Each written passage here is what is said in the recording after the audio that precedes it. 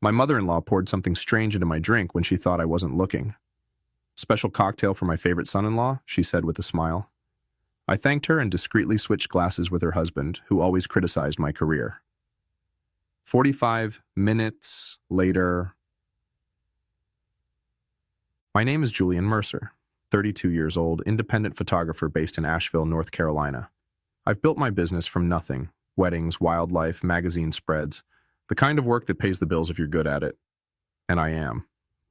But to my in-laws, especially Diane, what I do has never been enough. How's the little photography hobby? Gerald would ask at family dinners, not even trying to hide his disdain. He was an investment banker, the kind of man who measured success in square footage and stock options. Every Sunday dinner at their house was the same. Diane would fuss over her daughter while Gerald interrogated me about my finances. My wife Haley would squeeze my hand under the table, a silent apology for her parents. I'd been shooting a wildlife assignment in Montana all week, trudging through knee-deep snow to photograph bison for National Geographic. I was exhausted, but Haley insisted we couldn't miss her mother's birthday dinner. Just a couple hours, she promised. I should have listened to that knot in my stomach when Diane cornered me in the kitchen, the way her eyes darted around before she handed me that drink, the slight tremor in her fingers as she said, "I made it special, just for you." Something wasn't right. I just didn't know how wrong it was about to get. Haley and I met 6 years ago at an art exhibition where my work was featured. She was finishing her master's in environmental science, and I was just starting to make a name for myself. We connected instantly. She understood my need to capture the world through a lens, and I admired her passion for protecting it. Her parents were another story. From our first meeting, Gerald made it clear he had expected someone different for his daughter. Someone with a desk job, a retirement plan, a company car. Someone exactly like him. Diane was subtler. She'd praise my photos while asking when I planned to settle into something stable. She'd invite me to family functions, then introduce me as the photographer instead of her son-in-law. For years, I tried to win them over. I'd bring expensive wine to dinner, show them published work, mention high-profile clients. Nothing changed their perception that I was just passing through their daughter's life. A phase she'd outgrow. Last Christmas, I overheard Diane on the phone. Haley could have married Thomas, orthopedic surgeon, family money. But she chose the creative one. The way she paused before creative made it sound like a disease. Gerald was more direct. When Haley and I announced we were trying for a baby, he pulled me aside. "Children are expensive, son. Maybe think about real employment before bringing one into the world." I never told Haley these things. She loved her parents despite their flaws, and I didn't want to force her to choose sides.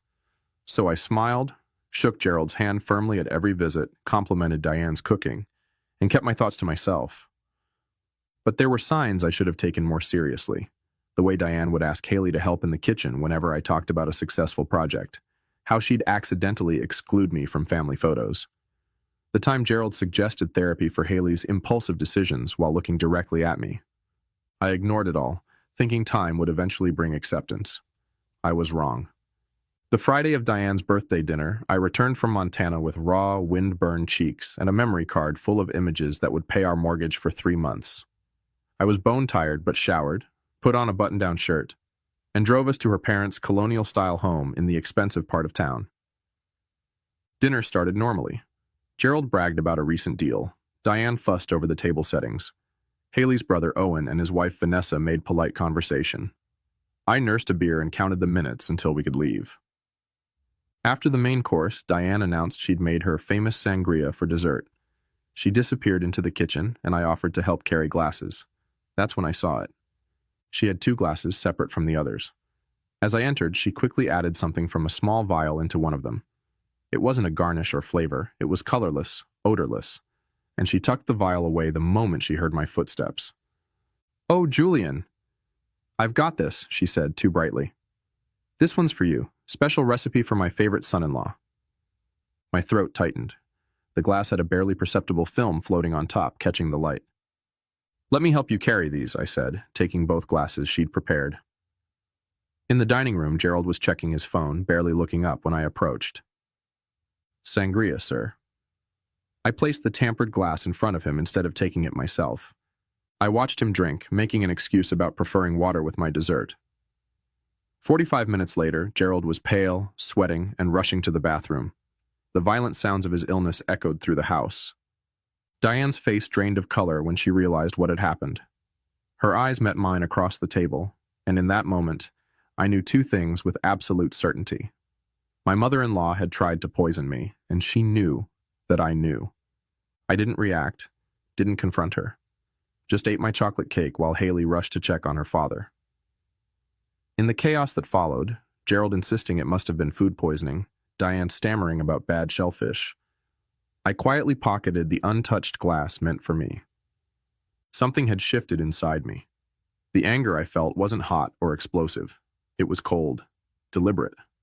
I wasn't just going to let this go, but I wasn't going to fight their way either. I was going to make them face exactly who they were.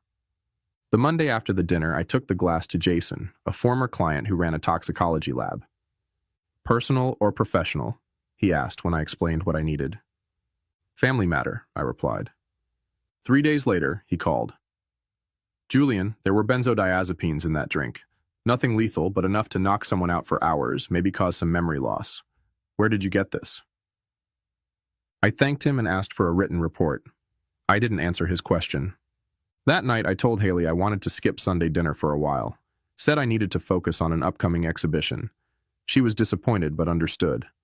I didn't tell her about the test results. Not yet. I needed more information first. Over the next 2 weeks, I did some digging. Diane had a prescription for Xanax from 3 different doctors. She'd been doubling and tripling her doses for years. There were also rumors about her in town, strange behavior at a neighbor's party, accusations of stealing jewelry at her country club, stories her family had worked hard to bury. I compiled everything and waited for my moment. It came when Haley mentioned her mother needed photos for a social media profile. "She specifically asked if you would take them," Haley said, surprised by the request. I agreed. The following Saturday, I arrived at their house alone, camera bag in one hand, a sealed envelope in the other. Diane was waiting, dressed expensively, makeup perfect. "Gerald was at the office," she explained. "Before we start," I said quietly, "I thought you might want to see this." I handed her the envelope containing the toxicology report, along with printouts of her multiple prescriptions. Her hands trembled as she read. "This is absurd," she whispered. "I would never."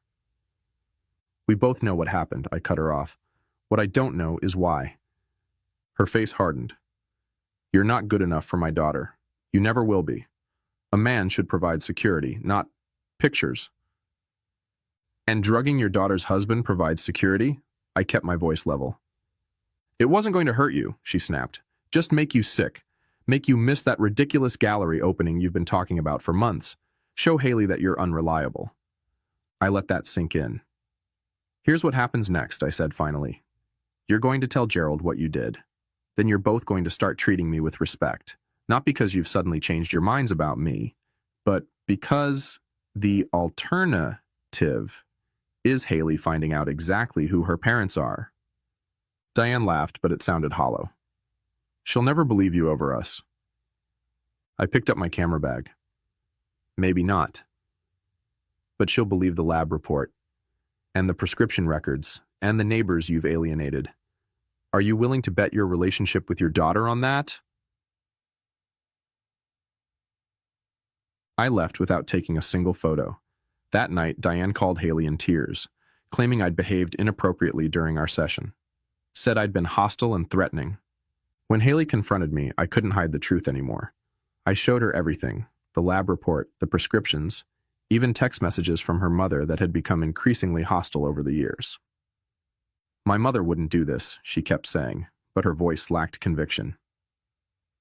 The next day, she confronted her parents. I wasn't there, but when she returned home, her eyes were red from crying. "My father says it's all a misunderstanding," she said quietly, "that you're trying to drive a wedge between us because you're insecure about your career." I just nodded. I'd expected this. "What do you think?" I asked. She didn't answer, just crawled into bed and turned away from me. I'd pushed back, but somehow I'd fallen deeper into their trap. Now I was the villain in their story, and they'd managed to plant doubt in the one person whose opinion mattered most to me. For 2 weeks, Haley barely spoke to me. She went to her parents' house alone, came back with red eyes and new doubts. I threw myself into work, spending long hours in my studio, waiting for the storm to pass. Then a package arrived for me. No return address, just my name scrawled across the top in unfamiliar handwriting. Inside was a USB drive and a note. "You should see this." V double quote. Vanessa, Owen's wife.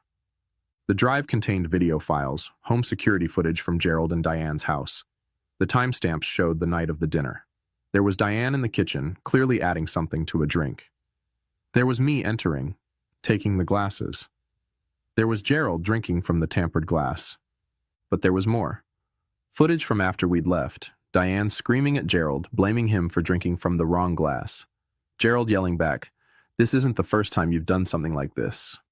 I watched the footage 3 times, trying to process what I was seeing.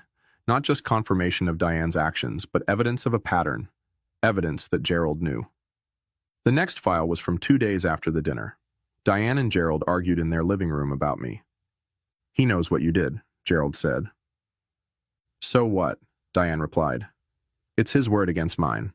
Haley will never choose him over family." "And if she does?" "Then she's not the daughter I raised," Diane said coldly. "Don't worry. I've already started talking to her about their marriage problems, planting seeds. By the time I'm done, she'll be filing for divorce and thinking it was her idea." I shut my laptop, hands shaking. This wasn't just about me. This was a systematic effort to control Haley's life, to isolate her from anyone who didn't fit their vision, and they'd been doing it for years. I called Vanessa immediately. "Why did you send this to me?" "Because they did the same thing to me when I married Owen," she said quietly. "They tried to break us up for 2 years, said I wasn't good enough. It almost worked." "Why didn't you tell us?" "Owen doesn't know," she admitted. He worships his father, believes everything he says. I've tried to tell him, but he thinks I'm paranoid. I just couldn't watch them do it to someone else." The next day, I received a text from Gerald. "We should talk. Man to man, no wives." I met him at his country club. He was waiting in a private room, drinking bourbon. "Julian," he began, "families are complicated. My wife, she can be difficult, protective, but she means well." "Drugging someone means well?" I asked. He waved his hand dismissively. "A misunderstanding. Diane takes medication for anxiety. She probably mixed up the glasses." "I have the security footage, Gerald." His face changed instantly, hardening into something cold and calculating. "What do you want?" "Money? Is that what this is about? I always knew you married Haley for financial reasons." "I want you both to leave us alone," I said simply. "Stop trying to convince Haley I'm not good enough. Stop interfering in our marriage." Gerald leaned forward. "You think this is the first time we've dealt with someone like you? People who want to take advantage of our family?" He laughed. "Haley will come home where she belongs. She always does. Ask her about Thomas. Ask her about the fiancé before you." I felt cold. "What are you talking about?" "Haley was engaged before she met you. Nice guy, doctor. We didn't like his background. Took us 6 months to convince her he was wrong for her. She broke it off. Came home crying to Daddy." He smiled. "History repeats, son." On the drive home, I called Haley's college roommate, Bethany, asked her about Thomas. "Oh God," she said. "That was awful. He was perfect for her, but her parents, they convinced her he was cheating, planted evidence. He tried to tell her the truth, but by then she didn't trust him anymore." The pattern was clear now. This wasn't just about me. It was about control, complete control over their daughter's life. And they'd done it before. I didn't confront Haley immediately. Instead, I started gathering every piece of evidence I could find. I reached out to Thomas, who was initially reluctant to speak with me. When I explained the situation, he sent me old emails between him and Haley, showing how her parents had systematically undermined their relationship. I contacted other ex-boyfriends, old friends of Haley's who'd mysteriously drifted away. A pattern emerged. Anyone who encouraged Haley's independence was gradually pushed out of her life. Vanessa provided more security footage showing Diane and Gerald discussing their plans for us. "Once they divorce, we'll convince her to move back home," Gerald said in one clip. "She can run the foundation. Meet suitable men. I compiled everything onto a single drive. Then I invited Owen and Vanessa over for dinner, without telling Haley I was about to destroy her family's image. Over dessert, I connected my laptop to our TV. "There's something you both need to see," I said. For the next hour, we watched the footage together. Haley sat motionless, her face pale. Owen kept shaking his head, muttering, "That's not my parents," under his breath. When it was over, Haley turned to me with tears streaming down her face. "Why didn't you tell me sooner?" "Because I needed you to see for yourself," I said. "All of it. Not just what they did to me, but what they've been doing to you your entire life." Owen stood up furious. "This is bullshit. You've edited these videos. My parents wouldn't do this." Vanessa touched his arm. "They did it to us too, Owen. Why do you think they suddenly started liking me after we had James? Because a grandchild meant they had leverage." The color drained from Owen's face. "You never told me." "I tried," she whispered. "You wouldn't listen." Later that night, Haley crawled into bed beside me. "I need time to process this," she said softly. "But I believe you. And I'm sorry I doubted you." The next morning, Diane called. Haley put her on speaker. "Darling, I was thinking you should come stay with us for a while," Diane said cheerfully. "Your father and I are worried about you. Marriage is hard, and sometimes separation can give clarity." "Mom," Haley interrupted, "I've seen the videos." Silence. Then, "What videos?" "The security footage. Of you drugging Julian's drink. Of you and Dad plotting to break up my marriage." Another pause. "Haley, whatever he's shown you has been manipulated. You know Julian has always been jealous of our family." "Stop." Haley's voice was firm. "We're coming over tonight, all of us. Owen, Vanessa, Julian, and me. We're going to talk about this as a family. No more lies." After she hung up, Haley turned to me. "They'll deny everything. They'll try to turn this around on you." I nodded. "I know." "So, what's our plan?" For the first time in weeks, I smiled.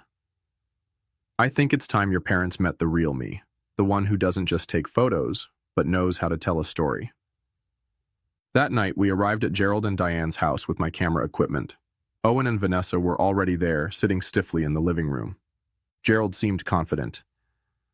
"I understand there's been a misunderstanding." "No misunderstanding," I interrupted, setting up my tripod. "I'm documenting this conversation for the family archives." Diane objected immediately. "This is private family business." "Exactly," I agreed. "Family business, and I'm family, even though you've tried very hard to change that." For the next 2 hours, we laid it all out. The drink, the manipulation, Thomas, the other ex-boyfriends, the pattern that had shaped Haley and Owen's entire lives. Gerald and Diane denied everything, of course, called me unstable, manipulative. But with each denial, I played another clip, showed another email. Their faces grew paler, their denials weaker. Finally, Haley stood up. "I love you both. You're my parents, but what you've done is unforgivable. You don't get to control my life anymore." Owen nodded. "We're adults. We choose our own partners, our own paths." Diane started crying, not from remorse, but from the realization that she was losing control. Gerald just looked stunned, as if he couldn't comprehend that his children were defying him. As we prepared to leave, I handed Gerald a USB drive. "This contains everything, the footage, the emails, the testimonies. It's yours to keep." "What's that supposed to mean?" he asked suspiciously. "It means that I'm not going to ruin your reputation by sharing this with anyone else. That would hurt Haley, and I would never do that."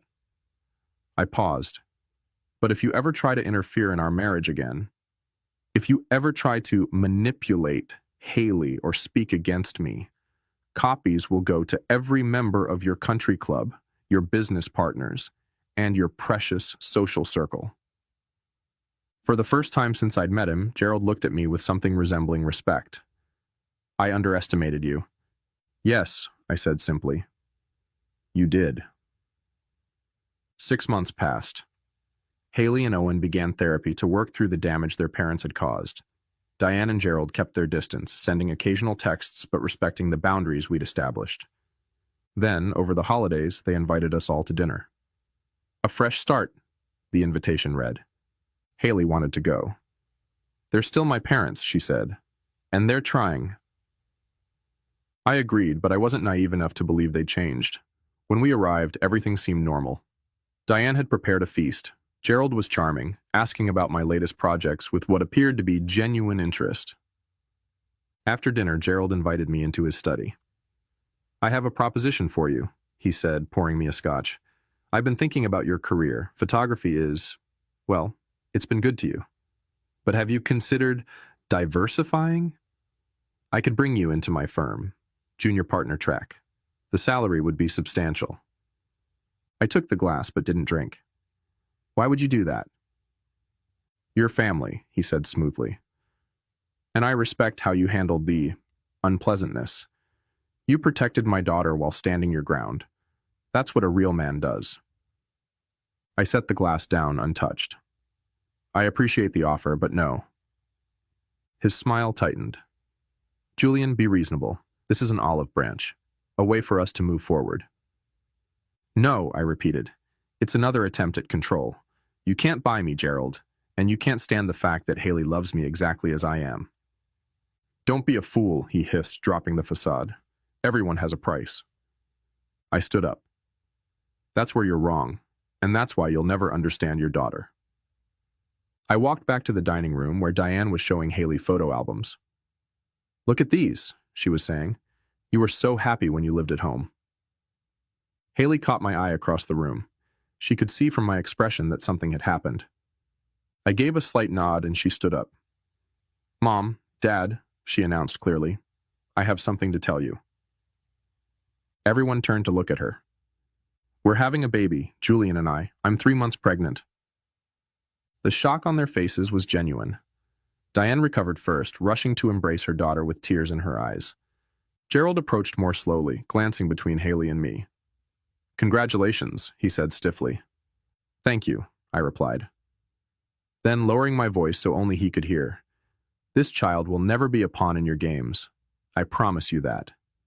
His face hardened, but he nodded once. He understood the message. As we drove home that night, Haley squeezed my hand. "They'll never change, will they?" "No," I said honestly, "but they'll have to accept that we have." 3 weeks later, a certified letter arrived from Gerald's attorney.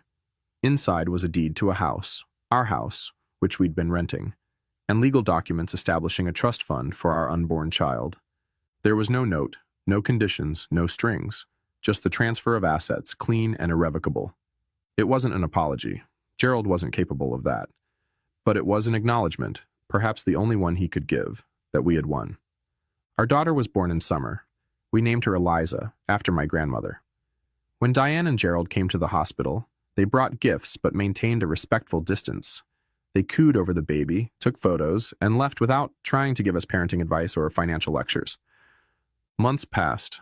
Our relationship with them settled into something resembling normalcy. They never apologized for what they'd done, but they stopped trying to control Haley's life or undermine my career. One evening, as I was editing photos in my studio, Haley came in carrying Eliza. "My mother called," she said. "She wants us to come for Christmas." I looked up from my computer. "What do you want to do?" "I think we should go," she replied, "but with conditions. We stay at a hotel, not their house. We leave when we want to leave. No unsupervised time with Eliza." I nodded. "Sounds reasonable." She sat down beside me, bouncing the baby gently. "You know, I used to think success meant making my parents happy, getting their approval, meeting their expectations. And now?" She looked down at our daughter, then back at me. "Now I know it's about making choices I can be proud of, standing by the people I love." 2 weeks before Christmas, a large envelope arrived from Gerald. Inside was a glossy brochure for his company's annual report. My photographs were featured throughout. Landscapes, portraits, architectural shots.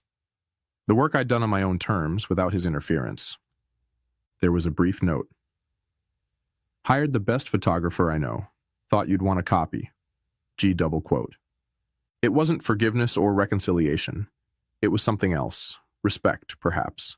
The acknowledgement that I was successful on my own terms, not his. I didn't call to thank him. We both understood this wasn't about gratitude. It was about recognizing the new boundaries, the new reality. That spring, I opened my own gallery in downtown Asheville. At the grand opening, Haley stood beside me, Eliza on her hip. My parents flew in from Oregon. Friends and clients filled the space, admiring the images I'd captured over the years. Gerald and Diane came too, toward the end of the evening. They didn't stay long. Diane held Eliza briefly, under Haley's watchful eye. Gerald shook my hand, nodded at the photographs with genuine approval, and left without making any suggestions about how I should run my business. As we locked up that night, Haley asked, "Do you think they've changed?" I considered the question carefully. "No," I said finally. "But they've accepted that they can't change us. And sometimes, that's enough." Later, as we sat on our porch watching the stars come out over the mountains, Eliza asleep in her crib upstairs, I realized something I'd never fully articulated before. I hadn't won by playing Gerald and Diane's game.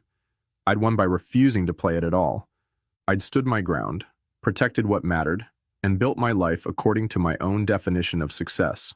Not with schemes or manipulation, but with honesty and quiet persistence. In the end, that was the most satisfying revenge of all. Living well, on my own terms, with the family I loved beside me.